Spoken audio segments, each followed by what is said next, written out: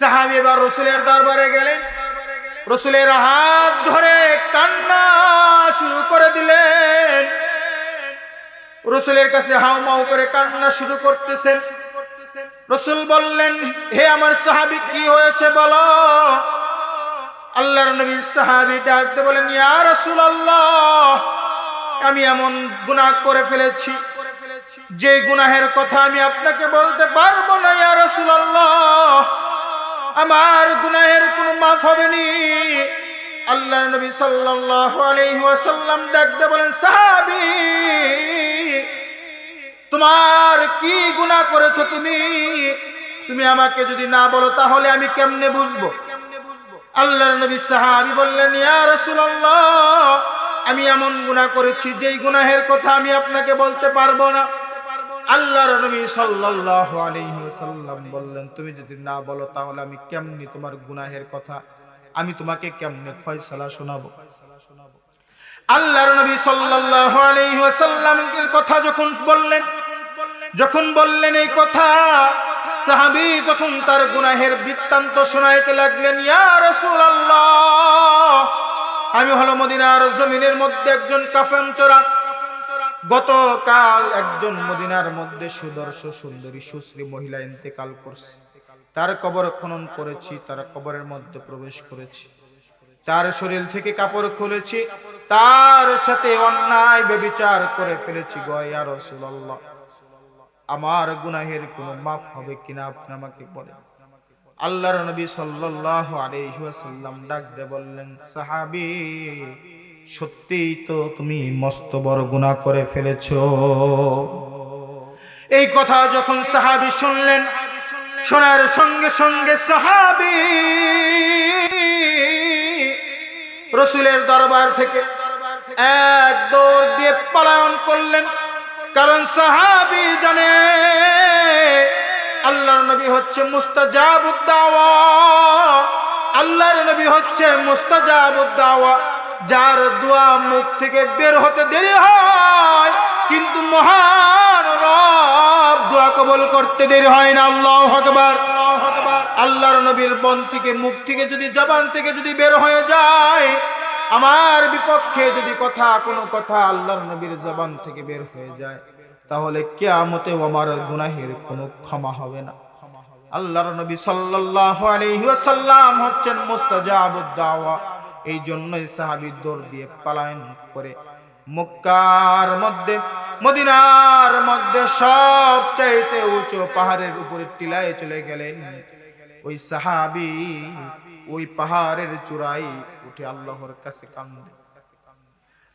কাছে কান্দে, বলে, ইয়া রব,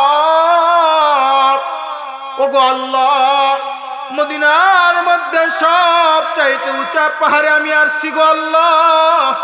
এর চাইতেও যদি কোনো বড় পাহাড় থাকতো, এর চাইতেও যদি উপরে যাওয়ার কোন ব্যবস্থা থাকতো তাহলে আমি সেখানেও যাইতাম গো আল্লাহ।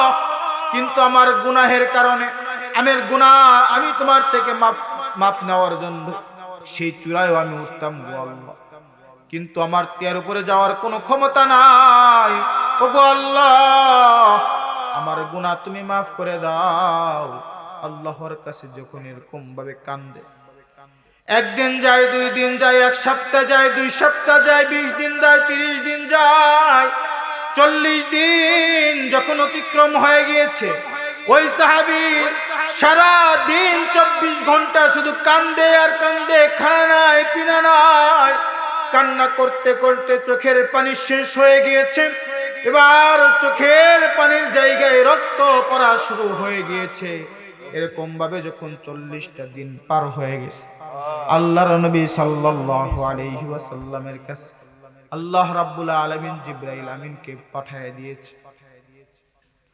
জিবরাইল আমিন আলাইহিস সালাতু ওয়াস সালাম আল্লাহর নবীর কাছে আসেন, এসে বলেন, ইয়া রাসূলুল্লাহ, ইয়া হাবিবাল্লাহ, ওগো আল্লাহর নবী, আমি আল্লাহর পক্ষ থেকে আপনার কাছে আসছি। আল্লাহ রাব্বুল আলামিন আপনার কাছে কিছু প্রশ্নের উত্তর জানতে চাইছেন। আল্লাহু আকবার বলেন। আল্লাহ রাব্বুল আলামিন আপনার কাছে কিছু প্রশ্নের উত্তর জানতে চাইছেন। সেই প্রশ্নগুলো কি? হযরতে জিবরাইল আমিন আলাইহিস সালাতু ওয়াস সালাম বললেন, এক নাম্বার প্রশ্ন হলো আল্লাহ রাব্বুল আলামিন আপনার কাছে জানতে চাইছেন এই দুনিয়াকে কে সৃষ্টি করেছেন। মহান রব আল্লাহ রাব্বুল আলামিন আপনার কাছে জানতে চাইছেন যে এই পৃথিবী কে সৃষ্টি করেছেন এবং এই পৃথিবীর মধ্যে যত মাখলুকাত আছে সমস্ত মাখলুকাতকে কে সৃষ্টি করেছেন। আল্লাহ রাব্বুল আলামিন আপনার কাছে জানতে চাইছেন।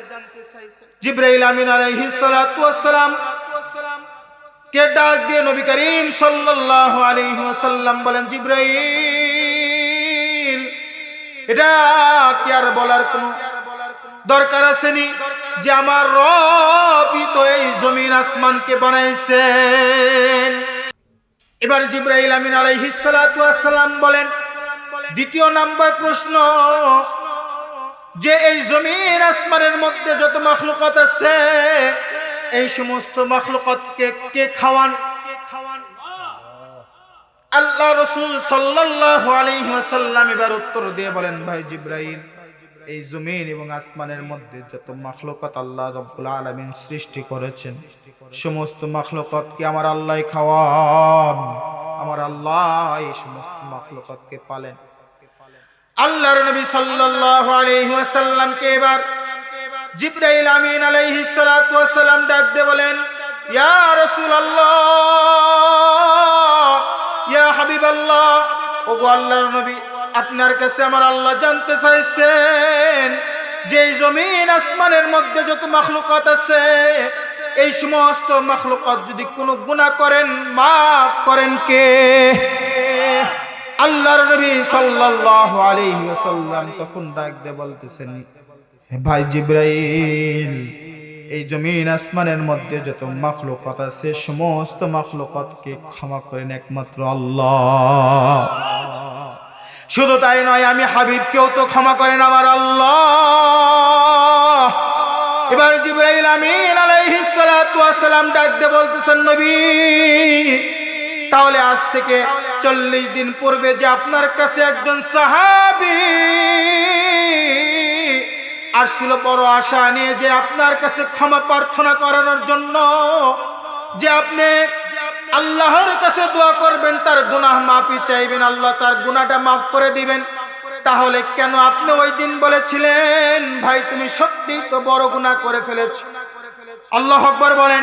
করিম সাল্লাল্লাহু আলাইহি ওয়াসাল্লামকে ডাক দিয়ে বলেন, ইয়া রাসূলুল্লাহ আল্লাহ রাব্বুল আলামিনের নির্দেশ হলো যে ওই ব্যক্তি অমুক পাহাড়ে আছেন, অমুক পাহাড়ের চূড়ায় আছেন, আজ থেকে 40 দিন পর্যন্ত ওই সাহাবী আর কিছুই পানাহার করে নাই, শুধু 24টা ঘন্টায় আল্লাহর কাছে মাফ চায়, শুধু আল্লাহর কাছে ক্ষমা চাই গো নবী, শুধু আল্লাহর কাছে মাফ চায় আর বলে, আল্লাহ তুমি যদি মাফ না করো কেউ মাফ করার মতন আমার নাই গো আল্লাহ। ও গো আল্লাহ দুনিয়ার সমস্ত ব্যক্তির থেকে ফিরে তোমার কাছে আসছি, তুমি যদি আমাকে তাড়ায় দাও দ্বিতীয় কোনো দরবার আমার কাছে নাই। ও গো আল্লাহ তুমি আমাকে ক্ষমা করে দাও, আমাকে মাফ করে দাও। আল্লাহ রাব্বুল আলামিন ওই ব্যক্তির তওবা কবুল করে নিয়েছে, আল্লাহ রাব্বুল আলামিন ওই ব্যক্তিকে মাফ করে দিয়েছেন। জোরে বলেন সুবহানাল্লাহ। ইমাম মালিক রাহমাতুল্লাহ আলাইহি উনি চিন্তায় পড়ে গেলেন, নবীর প্রেম তো অন্তরের মধ্যে আছে কিন্তু মনটা চায় একবার কাবার সামনে যেও রব্বুল আলামিনের কদমে সিজদা দেই। চিল্লায় বলেন আল্লাহু আকবার। ইমাম মালিক রাহমাতুল্লাহ আলাইহি চিন্তায় পড়ে গেলেন, অন্তরের মধ্যে নবীর প্রেম নবীর ভালোবাসা, কিন্তু আল্লাহর প্রেম আল্লাহর ভালোবাসাও তো অন্তরের মধ্যে কম নাই। কিন্তু আমি তো আর জানি না আমার মৃত্যুর সময় কখন যেন মালাকুল মাউত সামনে এসে দাঁড়িয়ে যায়। এখন যদি আমি মদিনার জমিনের মধ্যে থেকে বের হই তাহলে হয়তো মালাকুল মাউত আমার সামনে এসে দাঁড়িয়ে যাবে, আমার দাফনটা শেষ ঠিকানাটাও মদিনা হবে না। মুসলমান ভাইরা রে, আমার কথাগুলো গভীর মনোযোগ দিয়ে শুনবেন। ইমাম মালিক রহমাতুল্লাহি আলাইহি যখন এরকম চিন্তা করতে লাগলেন, চিন্তা করতে করতে হঠাৎ করে তার মনের মধ্যে জাগ্রত হয়ে গেল ইস্তেখারার নামাজ আদায় করবে। ইস্তেখারার নামাজ বলা হয় যখন কোনো একটা ডিসিশন, যখন কোনো একটা সিদ্ধান্ত আমি আপনি নিতে পারতেছি না, এটা আমার জন্য ভালো হবে না মন্দ হবে, এই সময় আপনি 2 রাকাত, এই সময় আপনি ওযু করে সুন্দর করে ওযু করে 2 রাকাত নামাজ ইস্তেখারার নিয়তে, ইস্তেখারার দোয়া আছে, এই দোয়াটা পড়ে যদি আপনি রাত্রিতে পবিত্র অবস্থায় পবিত্র বিছানার মধ্যে নামাজটা আদায় করে মহান রবের কাছে দোয়া করে যদি আপনি ঘুমায় যান, তাহলে মহান রব আপনাকে ঘুমের মধ্যে আপনাকে সঠিক পথের সিদ্ধান্ত দেখিয়ে দিবেন। জয় বলেন সুবহানাল্লাহ। ইমাম মালিক রহমাতুল্লাহি আলাইহি চিন্তায় পড়ে গেলেন কি করা যায়। চিন্তা করতে করতে ইস্তেখারার নামাজ আদায় করে ইমাম মালিক রহমাতুল্লাহি আলাইহি যখন গভীর রাত্রিতে বিছানার সাথে দোয়া করে যখন বিছানার মধ্যে বালিশের সাথে মাথাটা লাগাইয়া ঘুমায় গেছে, সঙ্গে সঙ্গে কিছুক্ষণ পরে তার সঙ্গে সঙ্গে ঘুমের মধ্যে মহান হাবিব রাসূল করিম সাল্লাল্লাহু আলাইহি ওয়াসাল্লাম এসে হাজির হয়ে গেছেন। যারা বলেন সুবহানাল্লাহ। মুসলমান ভাইরা রে আমার, তারাও তো নবীর আশিক ছিলেন, আমি আপনিও তো নবীর আশিক। চিন্তা করে দেখেন, তারা যখন ঘুমায় ইস্তেখারার নামাজ আদায় করে, তারা যখন ঘুমায় নবীর প্রেম ভালোবাসা নিয়ে যখন ঘুমিয়ে যায়, তাদের ঘুমের মধ্যে নবী আসে হাজিরা দেয়। কিন্তু আমি আপনিও তো নবীর আশিক, আমার আপনার ঘুমের স্বপ্নের মধ্যেও কোনোদিন রাসূল আসলেন না। চিন্তা করে দেখেন তারা কেমন আশিক ছিলেন, আমি কেমন আশিক। মুআজ্জাজ হাজিরিন, গভীর মনোযোগ দিয়ে কথাগুলো শুনবেন। রাসূল করিম সাল্লাল্লাহু আলাইহি ওয়াসাল্লাম বলেন, যদি কোনো ব্যক্তি আমাকে স্বপ্ন যুগে দেখে, ওই ব্যক্তির উপরে কখনো জাহান্নামের আগুন ওই ব্যক্তিকে স্পর্শ করতে পারে না। জোরে বলেন সুবহানাল্লাহ। যদি কোনো ব্যক্তি আমি হাবিবকে স্বপ্ন যুগে দেখে, তাহলে ওই ব্যক্তির উপর থেকে জাহান্নামের আগুন হারাম হয়ে যায়। জোরে বলেন সুবহানাল্লাহ।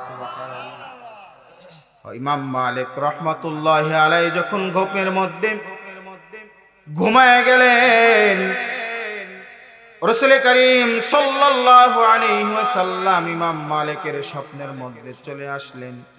ইমাম মালিক রহমাতুল্লাহি আলাইহি রাসূলকে প্রশ্ন করলেন, ইয়া রাসূলুল্লাহ, আপনার ভালোবাসা অন্তরের মধ্যে বিদ্যমান, আমার মহান রবের ভালোবাসা অন্তরের মধ্যে কম নয়, আমার তো মন চায় আমার মহান রবের কালো ঘরের পাশে যাইয়া মহান রবের দরবারে হাজিরা দিতে। আমারও তো মন চাই মহান রবের ঘরকে স্পর্শ করতে, আমারও তো মন চাই মহান রবের ঘরের পাশে একটু চক্কর লাগাইতে। কিন্তু আমি তো জানি না আমার হায়াতের কি পরিমাণ সময় এখনো বেঁচে আছে। আল্লাহর নবী সাল্লাল্লাহু আলাইহি ওয়াসাল্লাম ইমাম মালিককে শুধুমাত্র 5টা হাতের আঙ্গুল দেখাইয়া, 5টা মাত্র হাতের আঙ্গুল দেখাইয়া ইমাম মালিক রহমাতুল্লাহি আলাইহির স্বপ্ন থেকে রাসূল বিদায় নিয়ে চলে যান। ইমাম মালিক রহমাতুল্লাহি আলাইহি ঘুম থেকে জাগ্রত হইয়া গেলেন।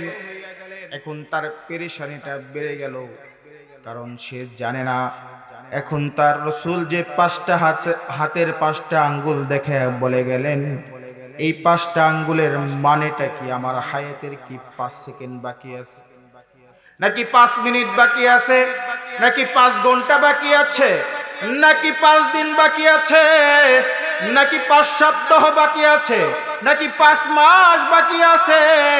নাকি 5 বছর আমার হায়াতের জিন্দেগির সময় বাকি আছে। ইমাম মালিক রাহমাতুল্লাহি আলাইহি পেরেশান হয়ে গেলেন। রাসূল তো আমাকে বলে গেলেন না আমার সময় কতটুকু বাকি আছে।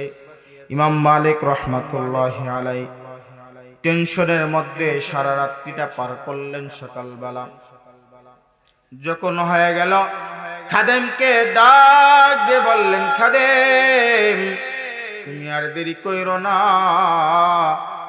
এখনই এই খবরটা নিয়ে তৎকালীন সময়ে সবচাইতে স্বপ্নের যে ব্যাখ্যা দিতেন ইবনে সিরিন রাহমাতুল্লাহি আলাইহির দরবারে চলে যাও। জোরে বলেন আল্লাহু আকবার। আর একটু জোরে বলেন আল্লাহু আকবার। ইমাম মালিক রাহমাতুল্লাহি আলাইহি খাদেমকে পাঠিয়ে দিলেন, বলবা ইবনে সিরিন রাহমাতুল্লাহি আলাইহিকে যায় বলবা, হে ইমাম আপনার কাছে একজন ব্যক্তি, আমার নামটাও প্রকাশ করবা না, যে ইমাম মালিক দেখছে স্বপ্নটা, নাম প্রকাশ করবা না। ইবনে সিরিনের কাছে যা বলবা, ইবনে সিরিন সুদূর মদিনা থেকে একজন ব্যক্তি নাম প্রকাশে অনিচ্ছুক, এই ব্যক্তিটা আপনার কাছে এই স্বপ্নের ব্যাখ্যাটা জানতে চাইছে। সে স্বপ্নের মধ্যে রাসূলের করিম সাল্লাল্লাহু আলাইহি ওয়াসাল্লামকে দেখছেন।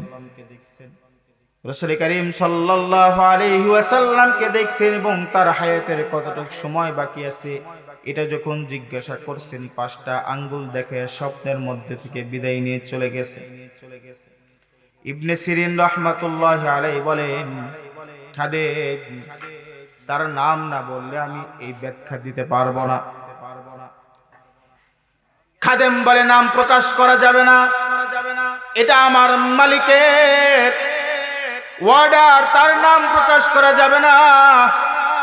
ইবনে সিরিন রাহমাতুল্লাহি আলাইহি বলেন, ও খাদেম তুমি যদিও নাম প্রকাশ করতে অনিচ্ছুক, কিন্তু আমি ইবনে সিরিন এটা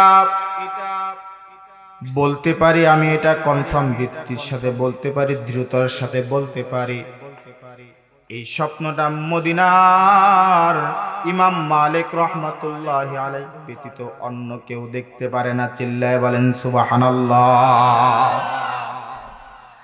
খাদেম এবার ডাকবে, হাসপাস করতে করতে সারা রাত্রি যখন পার হয়ে গেছে, ওইদিকে মসজিদের মিনার থেকে যখন ফজরের নামাজের আল্লাহু আকবারের ধ্বনি ওই কাফের কর্ণকুহরের মধ্যে চলে গেছে, ওই কাফের ব্যক্তি আর বিছানার মধ্যে থাকে নাই, সে লাফ দিয়ে ওঠে সঙ্গে সঙ্গে মদিনা মুনাওয়ারার দিকে রওনা দিয়েছেন। জোরে বলেন সুবহানাল্লাহ। মদিনার মসজিদের দিকে রওনা দিয়েছেন। যা দেখে সাহাবীরা নামাজ আদায় করতেছেন, নামাজ শেষে ওই ব্যক্তি জনাবে পাক মুহাম্মদুর রাসূলুল্লাহ সাল্লাল্লাহু আলাইহি ওয়াসাল্লামের সামনে গিয়ে হাজির হয়ে গেছেন। জোরে বলেন সুবহানাল্লাহ। সাহাবী রাসূল করিম সাল্লাল্লাহু আলাইহি ওয়াসাল্লামের সামনে হাজিরা দিয়েছেন। হাজিরা দিয়ে বলেন, ইয়া রাসূলুল্লাহ, ইয়া হাবিবাল্লাহ, ওগো আল্লাহর নবী, আমি হচ্ছে বেদুইন কাফের ব্যক্তি, যে সারাটা জীবন ভর শুধু আল্লাহ রাব্বুল আলামিনের সাথে নাফরমানি করেছে, সারাটা জীবন ভর শুধু মহান রবের সাথে নাফরমানি করে এসেছে। আমি সেই কাফের ব্যক্তি যে আল্লাহকে এক বলে মানি না, আমি আল্লাহকে লা শারিক বলে মানি না, আমি এক আল্লাহকে এক হিসাবে মানি না, আমি তার সাথে আরো শরীক করি। কিন্তু ইয়া রাসূলুল্লাহ, আমি কালকে আপনার সাহাবীর নামাজের দৃশ্য দেখেছি গো ইয়া রাসূলুল্লাহ, ইয়া হাবিবাল্লাহ, আমি আপনি গতকাল আপনার সাহাবীর নামাজের দৃশ্য দেখেছি গো নবী। এই নামাজের দৃশ্য দেখে আমার অন্তরের মধ্যে বদ্ধমূল হয়ে গিয়েছে। মহান রব বলতে একজন আছে গো নবী, মহান রব সৃষ্টিকর্তা বলতে একজন আছেন। জোরে বলেন আল্লাহু আকবার। আর একটু জোরে বলেন আল্লাহু আকবার। আমার অন্তরের মধ্যে বদ্ধমূল হয়ে গেছে, মহান রব বলতে একজন আছে। ওগো নবী, আমি আর কাফের মুশরিকদের দলভুক্ত থাকতে চাই না, আমি ইমানদারদের কাতারের মধ্যে থাকতে চাই গো নবী। ও গো নবী, আমাকে এই মুহূর্তে আপনি কালেমা পড়াইয়া মুসলমানদের ঈমানওয়ালাদের কাতারের মধ্যে শামিল করে নেন। জোরে বলেন আল্লাহু আকবার।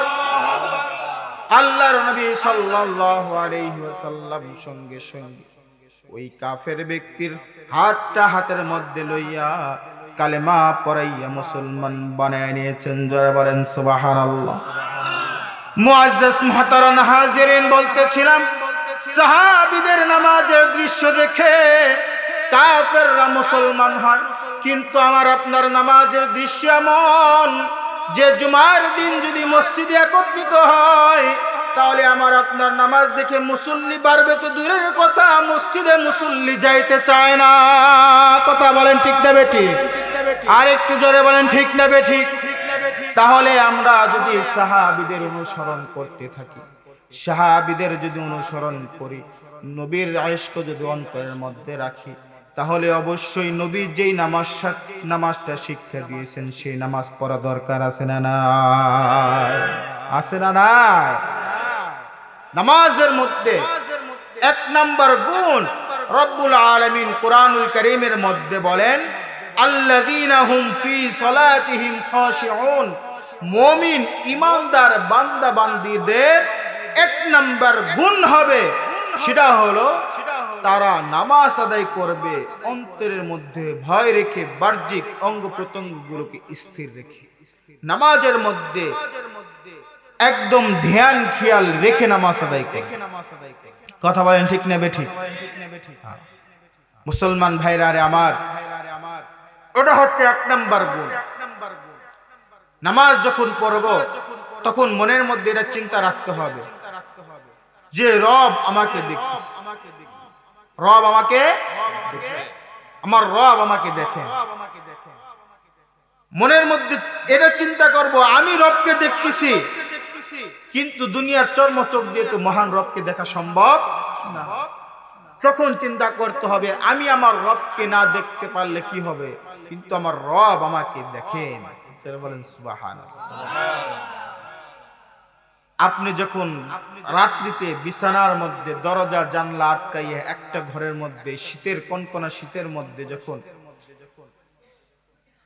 বিছানার মধ্যে বিদেশি কম্বল দুই তিনটা গায়ে দিয়ে উপর দিয়ে একাকী ঘরের মধ্যে যেখানে কেউ দেখার কোনো আর সম্ভাবনা নাই, এখন আপনি ভাবতেছেন এখন আমি গুনাহের কাজে লিপ্ত হয়ে যাই, সেখানেও আমার রব দেখেন কি দেখেন?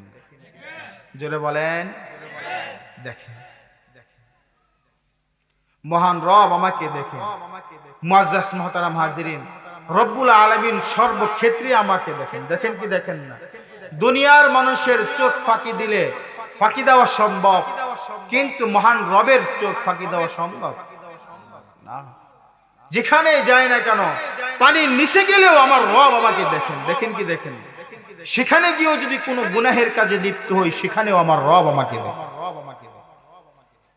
আমার রব যত বড় ক্ষমতাশীল, আমার রব তার চাইতো আমার রব ততই বান্দার জন্য রহমশীল। জয় বলেন সুবহানাল্লাহ। আপনার জীবনের যে পরিমাণই গুনাহ হোক না কেন, আমার রব আপনাকে মাফ করে দিবেন। জয় বলেন সুবহানাল্লাহ। মাফ করবেন কি করবেন না? দেখেন, আমি আপনি গুনাহের কারণে মনে করতেছি হ্যাঁ আমি অনেক গুনাহ করে ফেলেছি, হ্যাঁ আমি অনেক গুনাহ করে ফেলেছি, আমার গুনাহের মনে হয় কোনো ক্ষমা নাই, অনেক বড় গুনাহ করে ফেলেছি। আল্লাহ রাসূল সাল্লাল্লাহু আলাইহি ওয়াসাল্লাম বলেন, আল্লাহ রাব্বুল আলামিন আমাকে আপনাকে বলেন যে বান্দা তোমাকে যদি হায়াতটা 500 বছর করে দেওয়া হয়, অর্থাৎ লম্বা হায়াত যদি তোমাকে দিয়ে দেওয়া হয়, আর তুমি যদি গুনাহ করতে করতে আসমান এবং জমিনের মধ্যবর্তী যে ফাঁকা স্থানটা আছে, এই ফাঁকা জায়গাগুলোকে গুনাহের কারণ গুনাহ দ্বারা যদি ভর করেও দাও, জীবনে তো ভর করা সম্ভব না। আসমান আর জমিনের মধ্যে মধ্যবর্তী স্থানে যে পরিমাণ ফাঁকা জায়গা, আমার আপনার হায়াত যদি কিয়ামত পর্যন্ত করে দেওয়া হয় আর আমি আপনি যদি গুনাহ করতে থাকি, তাও এই গুনাহ আসমান এবং জমিনের মধ্যবর্তী স্থান পুরা করবে না, পুরা করা সম্ভব না। ধরলাম পুরা করেই ফেলেছ, তারপরেও যদি অন্তর থেকে ছাচ্চা দিলে যদি মহান রবের কাছে মাফ চাও, তওবা করো, আমার রব সঙ্গে সঙ্গে মাফ করে। যারা সুবহানাল্লাহ বলে নাই তারা বাড়িতে যাও সুবহানাল্লাহ বলে, নাকি? হ্যাঁ, আরেকটু জোরে বলেন সুবহানাল্লাহ। খুশির সংবাদ কিনা? আল্লাহ আমাকে আপনাকে মাফ করার জন্য রেডি। আরে ভাই, আমার আপনার জীবনে হতে পারে আজকের এই মাহফিলটা উসিলা করে আমার আপনার জীবনের গুনাহ মাফ হয়ে যেতে পারে। এটা আমার আপনার জীবনের এই মাহফিলের উসিলাও জীবনের সমস্ত গুনাহ মাফ করতে পারেন কে? মাফ করতে পারেন কি পারেন না? এই আশা আছে তো, আছে না নাই? একটা ঘটনা শোনাবো? শুনবেন কে কে? দুই হাত তুলে দেখান, আল্লাহু আকবার বলেন। আর একটু জোরে বলেন আল্লাহু আকবার, আল্লাহু আকবার। হাত নামান। মাঝে মধ্যে আমরা সবাই জন মানুষ তো, বুঝেন নাই? যার কারণে একটু মাঝে মধ্যে ঝিমুনি এসে যায়। যদি হাতটা তুলি আল্লাহু আকবার বলি আর ঝিমুনিটা আসবে না, কি বলেন হুজুর?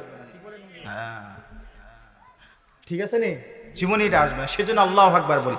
আরে ভাই, আল্লাহু আকবার তাকবীরের ফজিলত আছে।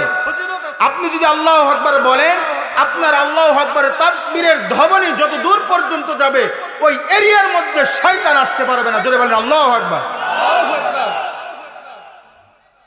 মুআজ্জাজ মুহতারাম হাজিরিন, আল্লাহর নবী সাল্লাল্লাহু আলাইহি ওয়াসাল্লামের যুগের ঘটনা। আল্লাহর নবী সাল্লাল্লাহু আলাইহি ওয়াসাল্লামের যুগের ঘটনা। আল্লাহর নবী সাল্লাল্লাহু আলাইহি ওয়াসাল্লামের একজন সাহাবী ছিলেন।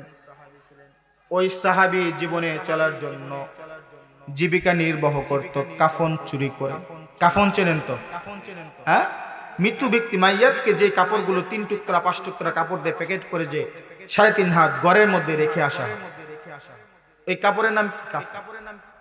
যদি মদিনার মধ্যে কোনো মানুষ মারা যেত, এই খবর যখন শুনছে, দিনের বেলা দাফন হইতো, গভীর রাত যখন হইতো, ওই রাত হলে ওই কাফন চোরা ব্যক্তি কবর খনন করে গভীর রাত্রিতে সেই কবরের মধ্যে ঢুকতো। সেখান থেকে ওই মৃত ব্যক্তির মাইয়াতের কাফন, শরীরে পরা কাপড়গুলো খুলে নিয়ে এসে দিনের বেলা বাজারে বিক্রি করত। সেখান দিয়ে যা পায় সেটা দিয়ে সে জীবিকা নির্বাহ করত। এটা ছিল তার পেশা। আল্লাহর নবী সাল্লাল্লাহু আলাইহি ওয়াসাল্লাম ওনার জীবনের ঘটনা, আল্লাহর নবী সাল্লাল্লাহু আলাইহি ওয়াসাল্লামের যুগের ঘটনা। একজন সাহাবী, কাফন চোরা সাহাবী, মদিনার মধ্যে একজন মাইয়াত মারা গেল। যেই মাইয়াত যুবতী মহিলা, মদিনার মধ্যে সবচাইতে রূপবতী মহিলা মারা গেল। এই খবরটা যখন ওই কাফন চোরা ব্যক্তির কানে চলে গেল, দিনের বেলা যখন মাইয়াতকে কবরস্থ করে চলে আসলেন সমস্ত মানুষ, রাত্রি যখন হয়ে গেল, ওই কাফন চোরা ব্যক্তি গভীর রজনীতে কবরের কাছে চলে গেলেন। কবরটা খনন করলেন। কবরটা খনন করে কবরের মধ্যে প্রবেশ করলেন। কবরের মধ্যে প্রবেশ করে শরীর থেকে সমস্ত কাফনগুলো খুলে ফেললেন, কাপড়গুলো খুলে ফেললেন। খুলে যখন কবরের মধ্যে থেকে উঠে চলে আসবেন, এমন মুহূর্তে শয়তান ওই ব্যক্তির উপরে মনের মধ্যে ভর করে বসে। মুসলমান ভাইরা রে, আমার কথাগুলো গভীর মনোযোগ দিয়ে শুনবেন। যখন কবর থেকে কাফনের কাপড় নিয়ে যখন উঠে চলে আসবেন, এমন সময় শয়তান মনের মধ্যে ভর করে বসছে।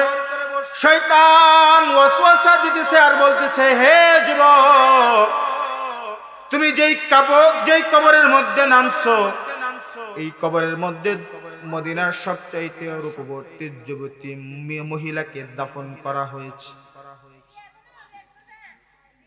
সবচাইতে সুশ্রী সুন্দরী রমণীকে দাফন করা হয়েছে। তুমি তো কাপড় নিয়ে উঠে চলে আসতেছো, একবার তাকে দেখলে না? এই যুবতী মহিলার চেহারাটা কত সুন্দর দেখা যায়। এই কথা যখন ওয়াসওয়াসা শয়তান দিতেছে, টকবকে যুবক ওই কাফন চোরা ব্যক্তি ওই কবরের মাইয়াতের দিকে যখন দৃষ্টিপাত করছেন, সঙ্গে সঙ্গে এত সুন্দর চেহারার রমণী সে আর কখনো আগে দেখে নাই। সঙ্গে সঙ্গে তার মায়ায় পড়ে গিয়েছেন। শয়তান এবার আর একটু মনের মধ্যে ভর করে বসে বলতেছেন যে এবার আশপাশে কেউ নাই, এবার এই মাইয়াতেরও শক্তি নাই যে তোমাকে বাধা দিবে। তোমার ইচ্ছা মনের চাহাতটাও তুমি পূরণ করে নিতে পারবা। মুআজ্জাজ মুহতারাম হাজিরিন, যখন এরকম ওয়াসওয়াসা দিতে লাগলো, যুবক টাটকা যুবক রমণীর প্রেমে পড়ে গেলেন। ওই মাইয়াতের সাথে তার যৌবিক চাহিদাটাও পূরণ করে ফেললেন। নাউজুবিল্লাহ আসতে বলেন। যৌবিক চাহিদাটা যখন পূরণ করে উঠে চলে আসবেন, এমন সময় ওই মাইয়াতটা ডাক দিয়ে বলে, হে যুবক, এটা তুমি কি করলা? এটা তুমি দুনিয়ার জমিনের মধ্যে আমার এই চেহারাটা কেউ দেখে নাই, আমার এই চেহারাটা কেউ দেখে নাই। আজকে এই কবরস্থানের হাজার হাজার মানুষের সামনে তুমি আমাকে উলঙ্গ করে দিলা। নাউজুবিল্লাহ বলেন। হাজার হাজার মানুষের সামনে তুমি আমাকে উলঙ্গ করে দিলা। শুধু তাই নয়, আমাকে তুমি নাপাক করে ফেললা। কাল কঠিন কিয়ামতের ময়দানে আমি কেমনে আমার মহান রবের সামনে হাজিরা দিব? এই নাপাকি অবস্থায় ওঠার ব্যবস্থা তুমি করে ফেললা। দিলের কান লাগায় শুনবেন, যখন মাইয়াত এরকম ভাবে ডাক দিয়ে বলতেছেন, যুবক যখন শুনলেন, শোনার সঙ্গে সঙ্গে শরীরের মধ্যে কাঁপুনি শুরু হয়ে গেল। শরীরের মধ্যে কাঁপা শুরু হয়ে গেল, হাতগুলো কাঁপতে শুরু করে দিল। কাঁপতে কাঁপতে হাতের থেকে কাফনের কাপড়টা কবরের মধ্যে পড়ে গেল। যুবক কাঁপতে কাঁপতে কবরের মধ্যে দিকে উঠলেন, একটা দৌড় দিলেন যে আমি তো বড় গুনাহ করে ফেলেছি, আমার গুনাহের মাপ নিতে হবে। যুবক দৌড় দিয়ে সে সঙ্গে সঙ্গে হযরত আলী রাদিয়াল্লাহু তাআলা আনহুর সামনে চলে গেলেন। আলী রাদিয়াল্লাহু তাআলা আনহুর সামনে যখন চলে গেলেন, আলীকে ডাক দিয়ে যখন ঘটনা বৃত্তান্ত শুনাইলেন, আলী বললে, যাও যাও, আমার দরবার থেকে তুমি দূর হয়ে চলে যাও। এবার সে ওসমানের দরবারে গেলেন। ওসমান রাদিয়াল্লাহু তাআলা আনহু তাকে দূর দূর করে দরবার থেকে তাড়ায়া দিলেন। এবার ওই সাহাবী সেই ওমর রাদিয়াল্লাহু তাআলা আনহুর দরবারে গেলেন। ওমর রাদিয়াল্লাহু তাআলা আনহু ঘটনা শুনে দূর দূর করে তাড়ায়া দিলেন। ওই সাহাবী এবার বললেন, আমি আর এবার আবু বকরের কাছে যেতে হবে। আবু বকরের কাছে দেখি কোনো ফয়সালা পাই কিনা। আবু বকর রাদিয়াল্লাহু তাআলা আনহুর কাছেও চলে গেলেন। আবু বকর রাদিয়াল্লাহু তাআলা আনহু ডাক দিয়ে বললেন, যাও যাও, তোমার এই ঘটনা, আমার দরবার থেকে তুমি চলে যাও, আমার কাছে তোমার কোনো মাফ নেই। সাহাবী এবার আর দ্বিতীয় কোনো কথা না ভেবে সে সঙ্গে সঙ্গে চিন্তা করলেন, রহমাতাল লিল আলামিনের দরবারে আমাকে যেতেই হবে। জোরে বলেন সুবহানাল্লাহ। সাহাবী এবার রাসূলের দরবারে গেলেন। রাসূলের হাত ধরে কান্না শুরু করে দিলেন। রাসূলের কাছে হাউমাউ করে কান্না শুরু করতেছেন। রাসূল বললেন, হে আমার সাহাবী, কি হয়েছে বলো। আল্লাহর নবীর সাহাবী ডাক দিয়ে বলেন, ইয়া রাসূলুল্লাহ, আমি এমন গুনাহ করে ফেলেছি যে গুনাহের কথা আমি আপনাকে বলতে পারবো না। ইয়া রাসূলুল্লাহ, আমার গুনাহের কোনো মাফ হবে না। আল্লাহর নবী সাল্লাল্লাহু আলাইহি ওয়াসাল্লাম ডাক দিয়ে বলেন, সাহাবী, তোমার কি গুনাহ করেছো তুমি আমাকে যদি না বলো তাহলে আমি কেমনে বুঝবো? আল্লাহর নবী সাহাবী বললেন, ইয়া রাসূলুল্লাহ, আমি এমন গুনাহ করেছি যেই গুনাহের কথা আমি আপনাকে বলতে পারবো না। আল্লাহর নবী সাল্লাল্লাহু আলাইহি ওয়াসাল্লাম বললেন, তুমি যদি না বলো তাহলে আমি কেমনি তোমার গুনাহের কথা আমি তোমাকে কেমনে ফয়সালা শোনাবো। আল্লাহর নবী সাল্লাল্লাহু আলাইহি ওয়াসাল্লামের কথা যখন বললেন এই কথা, সাহাবী তখন তার গুনাহের বৃত্তান্ত শোনাইতে লাগলেন। ইয়া রাসূলুল্লাহ, আমি হলো মদিনার জমিনের মধ্যে একজন কাফেরচোরা। গতকাল একজন মদিনার মধ্যে সুদর্শন সুন্দরী সুশ্রী মহিলা ইন্তেকাল করছে। তার কবর খনন করেছি, তার কবরের মধ্যে প্রবেশ করেছি, তার শরীর থেকে কাপড় খুলেছি, তার সাথে অন্যায় ব্যভিচার করে ফেলেছি। গো ইয়া রাসূলুল্লাহ, আমার গুনাহের কোনো মাফ হবে কিনা আপনি আমাকে বলেন। আল্লাহর নবী সাল্লাল্লাহু আলাইহি ওয়াসাল্লাম ডাক দিয়ে বললেন, সাহাবী, সত্যিই তো তুমি মস্ত বড় গুনাহ করে ফেলেছো। এই কথা যখন সাহাবী শুনলেন, শোনার সঙ্গে সঙ্গে সাহাবী রাসূলের দরবার থেকে এক দৌড় দিয়ে পলায়ন করলেন। কারণ সাহাবী জানে আল্লাহর নবী হচ্ছে মুস্তাজাবুদ দাওয়া, আল্লাহর নবী হচ্ছে মুস্তাজাবুদ দাওয়া, যার দোয়া মুখ থেকে বের হতে দেরি হয় কিন্তু মহান রব দোয়া কবুল করতে দেরি হয় না। আল্লাহু আকবার। আল্লাহর নবীর মন থেকে, মুখ থেকে যদি, জবান থেকে যদি বের হয়ে যায় আমার বিপক্ষে যদি কোনো কথা আল্লাহর নবীর জবান থেকে বের হয়ে যায়, তাহলে কিয়ামতে আমার গুনাহের কোনো ক্ষমা হবে না। আল্লাহর নবী সাল্লাল্লাহু আলাইহি ওয়াসাল্লাম হচ্ছেন মুস্তাজাবুদ দাওয়া। এই জন্যই সাহাবী দৌড় দিয়ে পলায়ন করে মক্কার মধ্যে, মদিনার মধ্যে সবচাইতে উঁচু পাহাড়ের উপরে টিলায় চলে গেলেন। ওই সাহাবী ওই পাহাড়ের চূড়ায় উঠে আল্লাহর কাছে কান্দে, বলে, ইয়া রব,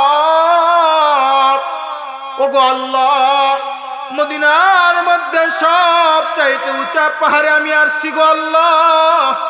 এর চাইতেও যদি কোনো বড় পাহাড় থাকতো, এর চাইতেও যদি উপরে যাওয়ার কোন ব্যবস্থা থাকতো তাহলে আমি সেখানেও যাইতাম গো আল্লাহ। কিন্তু আমার গুনাহের কারণে, আমি তোমার থেকে মাপ নেওয়ার জন্য সেই চূড়ায়ও আমি উঠতাম গো আল্লাহ, কিন্তু আমার এর উপরে যাওয়ার কোনো ক্ষমতা নাই। ও গো আল্লাহ, আমার গুনাহ তুমি মাফ করে দাও।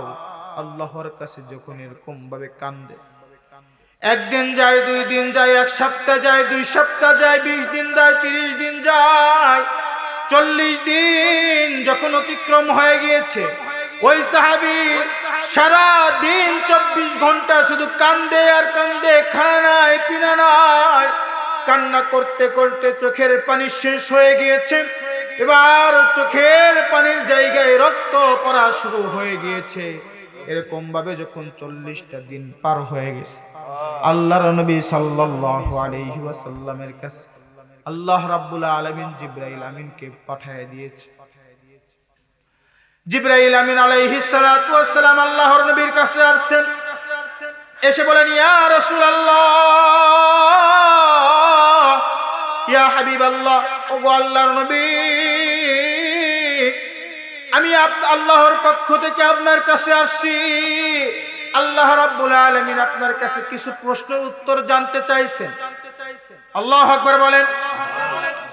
আল্লাহ রাব্বুল আলামিন আপনার কাছে কিছু প্রশ্নের উত্তর জানতে চাইছেন। সেই প্রশ্নগুলো কি? হযরতে জিবরাইল আমিন আলাইহিস সালাতু ওয়াস সালাম বললেন, 1 নাম্বার প্রশ্ন হলো, আল্লাহ রাব্বুল আলামিন আপনার কাছে জানতে চাইছেন এই দুনিয়াকে কে সৃষ্টি করেছেন?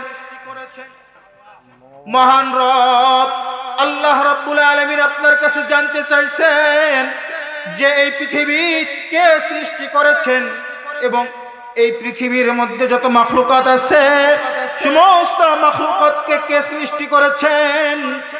আল্লাহ রাব্বুল আলামিন আপনার কাছে জানতে চাইছেন।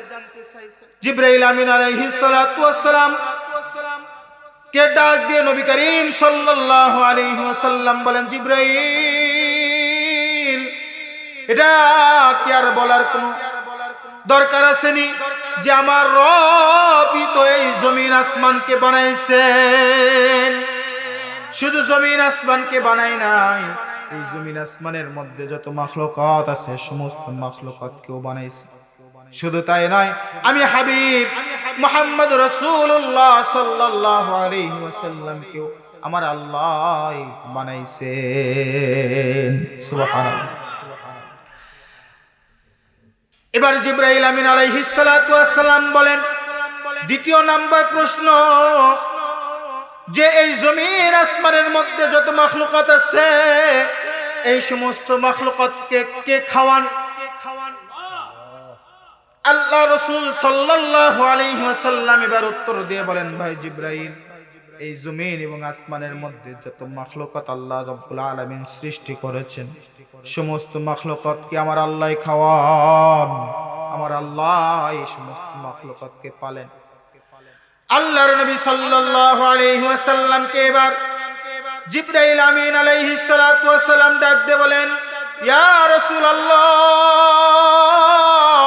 ইয়া হাবিবাল্লাহ, ওগো আল্লাহর নবী, আপনার কাছে আমার আল্লাহ জানতে চাইছেন যে এই জমিন আসমানের মধ্যে যত মাখলুকাত আছে এই সমস্ত মাখলুকাত যদি কোনো গুনাহ করেন মাফ করেন কে? আল্লাহর নবী সাল্লাল্লাহু আলাইহি ওয়াসাল্লাম তখন ডাক দিয়ে বলতেছেন, ভাই জিবরাইল, এই জমিন আসমানের মধ্যে যত মাখলুকাত আছে সমস্ত মাখলুকাতকে ক্ষমা করেন একমাত্র আল্লাহ। শুধু তাই নয়, আমি হাবিবকেও তো ক্ষমা করেন আমার আল্লাহ। এবার জিবরাইল আমিন আলাইহিস সালাতু ওয়াস সালাম ডাক দিয়ে বলতেছেন, নবী, তাহলে আজ থেকে 40 দিন পূর্বে যে আপনার কাছে একজন সাহাবী আসছিল বড় আশা নিয়ে যে আপনার কাছে ক্ষমা প্রার্থনা করানোর জন্য, যে আপনি আল্লাহর কাছে দোয়া করবেন, তার গুনাহ মাফি চাইবেন, আল্লাহ তার গুনাহটা মাফ করে দিবেন, তাহলে কেন আপনি ওই দিন বলেছিলেন, ভাই তুমি সত্যিই তো বড় গুনাহ করে ফেলেছো? আল্লাহু আকবার বলেন। এবার জিবরাইল আমিন আলাইহিস সালাতু ওয়াস সালাম ডাক দিয়ে বলেন, ভাই জিবরাইল, নবী করিম সাল্লাল্লাহু আলাইহি ওয়াসাল্লামকে ডাক দিয়ে বলেন, ইয়া রাসূলুল্লাহ, আল্লাহ রাব্বুল আলামিনের নির্দেশ হলো যে ওই ব্যক্তি অমুক পাহাড়ে আছেন, অমুক পাহাড়ের চূড়ায় আছেন, আজ থেকে 40 দিন পর্যন্ত ওই সাহাবী আর কিছুই পানাহার করে নাই, শুধু 24টা ঘন্টায় আল্লাহর কাছে মাফ চায়, শুধু আল্লাহর কাছে ক্ষমা চাই গো নবী, শুধু আল্লাহর কাছে মাফ চায় আর বলে, আল্লাহ তুমি যদি মাফ না করো কেউ মাফ করার মতন আমার নাই গো আল্লাহ। ও গো আল্লাহ, দুনিয়ার সমস্ত ব্যক্তির থেকে ফিরে তোমার কাছে আসছি, তুমি যদি আমাকে তাড়ায় দাও দ্বিতীয় কোনো দরবার আমার কাছে নাই।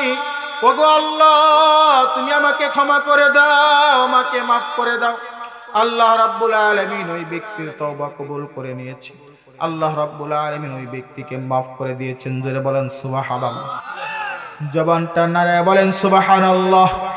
আল্লাহ রাব্বুল আলামিনের আদেশ, এই মাত্র আপনার বড় বড় সাহাবীদেরকে পাঠিয়ে দেন আপনি ওই সাহাবীকে নিয়ে আসার জন্য। আল্লাহু আকবার।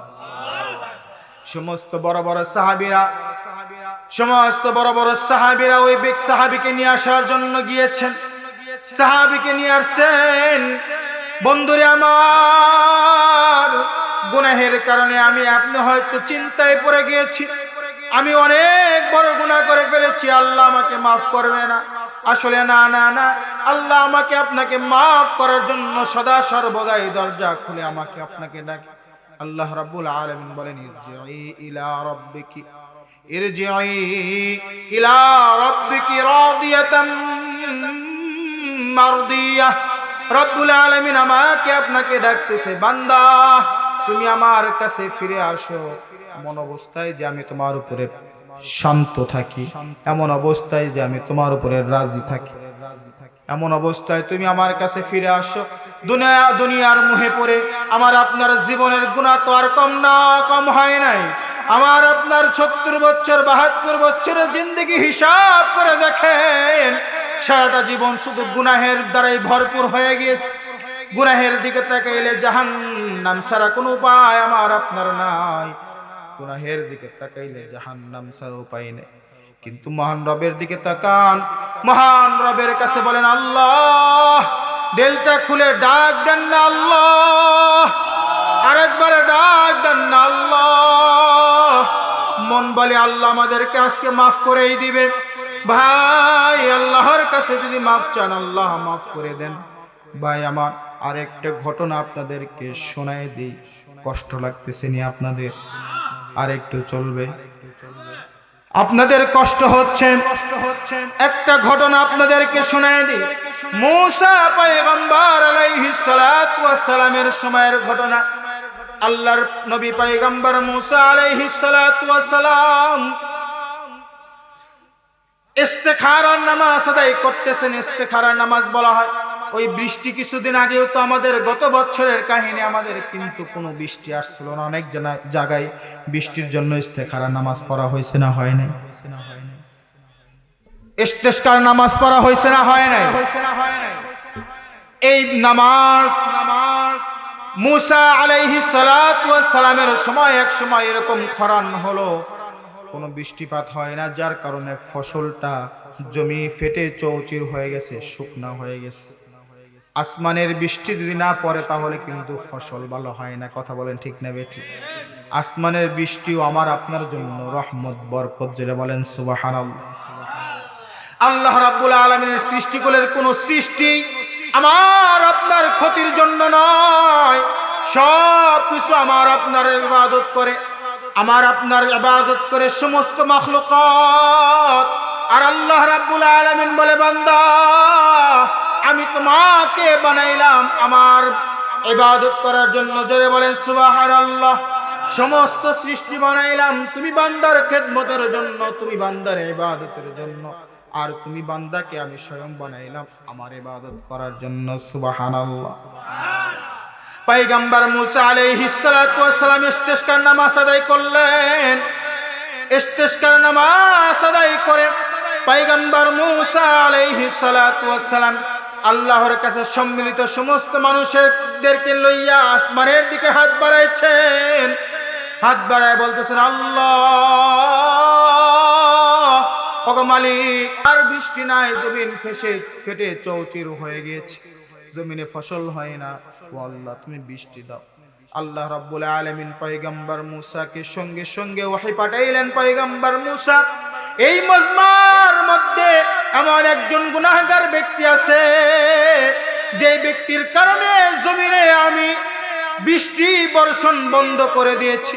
ওই ব্যক্তি যদি এই মজমার মধ্যে থাকে তাহলে আমি বৃষ্টি দিব না। এরকম ভরা মজলিস।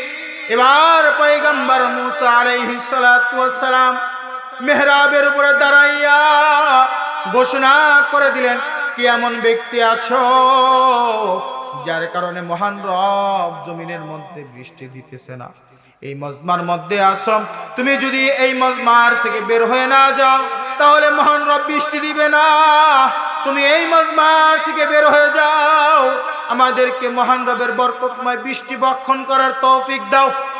এই রকম ভাবে যখন ঘোষণা করতেছে, আমার গুনাহ খবর আমি জানি, আপনার গুনার খবর আপনি জানেন, কিন্তু আমার গুনার খবর আপনি জানেন না, আপনার গুনাহের খবর কিন্তু আমি জানি না, জানিনি। যে হাকিকি গুনাহগার, যে বাস্তবে গুনাহগার, সেই ব্যক্তি সঙ্গে সঙ্গে মনের মধ্যে ইস্তিগফার করতেছে, আল্লাহর কাছে মনে মনে তওবা করতেছেন, আর বলতেছেন আল্লাহ আমার গুনার খবর আমি জানি, আমার গুনাহের খবর তুমি জানো, আমার গুনাহের খবর আর কেউ জানে না গো আল্লাহ। এই মজমার মধ্যে থেকে যদি আমি বের হয়ে যাই তাহলে আর চাইতে বড় অপমান আর শর্মন্দিগি আর কিছুই হতে পারে না গো মাওলা। তুমি মেহেরবানি করিয়া আমার গুনাহকে তুমি মাফ করে দাও, এই হাজার হাজার মানুষের সামনে আমাকে তুমি অপমান কইরো না। এরকম ভাবে যখন ব্যক্তি কান্দে আর মনে মনে আল্লাহর কাছে তওবা করে, আল্লাহ রাব্বুল আলামিন ব্যক্তির তওবা কবুল করে নেয়। যারা বলেন সুবহানাল্লাহ।